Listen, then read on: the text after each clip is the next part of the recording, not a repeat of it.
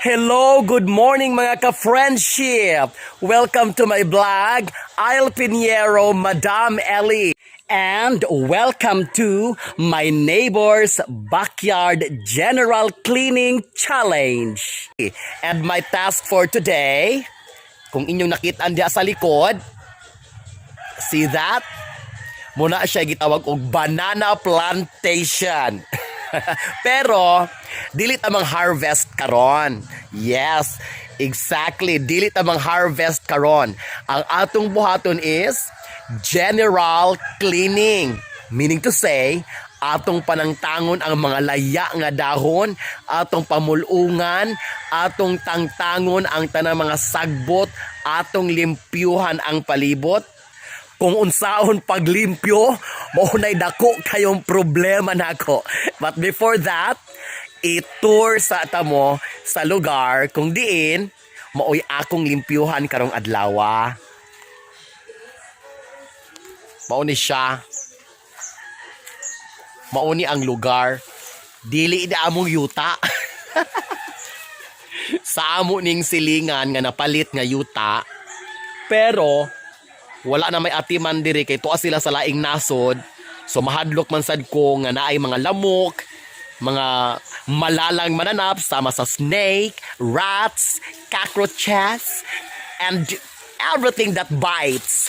And this is very notorious and infectious to our health. So mauni siya. Baling daghanan no. Wala naman dyan atiman kay ang tag-iya nilarga sa laing nasod. Unya ang caretaker wala na sa diri, so kinahanglan ni siyang limpyuhan para mga lamok, mga wala. Kaya kuyaw kaayo ang mga lamok no, magatapok unya na yung mga bata, basig madingge. Mas mudagan na nun atong problema, manday atong problema lang ang paglimpyo o paghawan. Kung naay mga lain nga mga mananap nga gapuyo diri, kinahanglan sad sila nga mga wagtang para safe ang tanan. So later, akong videohan ang outcome sa atong general cleaning diri sa atong banana plantation. Ato nang sugdan ang documentation sa atong general cleaning para sa atong banana plantation. Pero wala man ko'y iPad, wala man ko'y something nga mapatong ang akong cellphone, so mauni ang akong nahuna-hunaan. Okay? So akong buhaton ani ako siyang tungaon into two. Ngita tag sundang be. Sapa. Ay, wala na siya. Ito tag sundang, ato siyang putlon into. Nawala ang usa nilayot. Asa ito? Nawala. Asa na to siya ni padulong? Nawala ko ng Paris Well, anyway, dili siya effective, no? Ay, budlin yung pubrita. So, akong buhat na ako siya itugsok sa saging. Pero actually, part of this big lot, kakaiba big lot, kanina akong area nga akong gilimpyuhan, sa other side dito, nalimpyo na nako na siya. So, kanina siya diri sa pikas, another half nga akong limpyuhan. So, muna yung pinaka-challenging part, no? So, kita taglaing tukog, kahoy, ato itugsok diri. Suduhan ni sila. And then atong ipatong. Then atong ipatong ang ato nga camera para maka-document. Alright? So, effective ang atong documentation gamit ang duha ka tukog. O I mean, gamit ang duha ka sanga, effective ang atong pagpatong sa atong camera for documentation. So let's go! So the first thing that we're going to do is to pull all the laya nga dahon sa sag.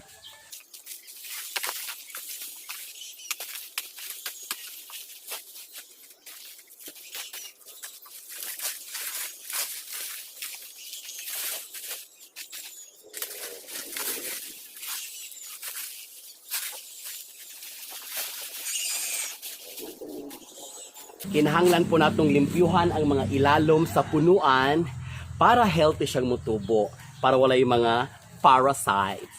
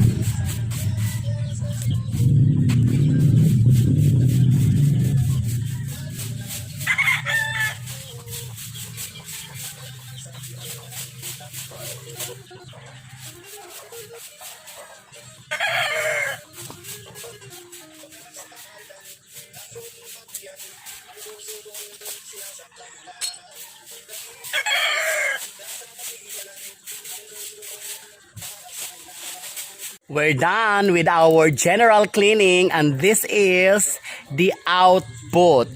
Atong tan-awon og nalimpyo bagyod. See? Napay daghang mga sagbot-sagbot pero ugma na ang uban. Kay kapoy na kaayo. Hangak grabe sobra.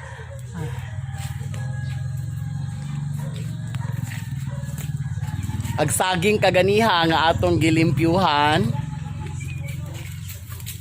See? Limpyo na siya.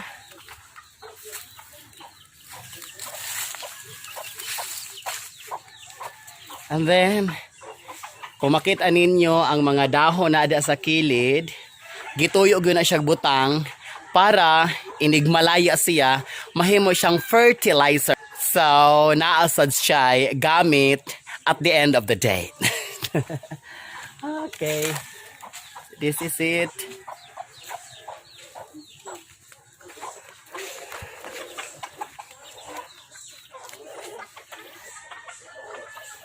Nindot lang tawon basta ang palibot, limpyo og walay sagbot.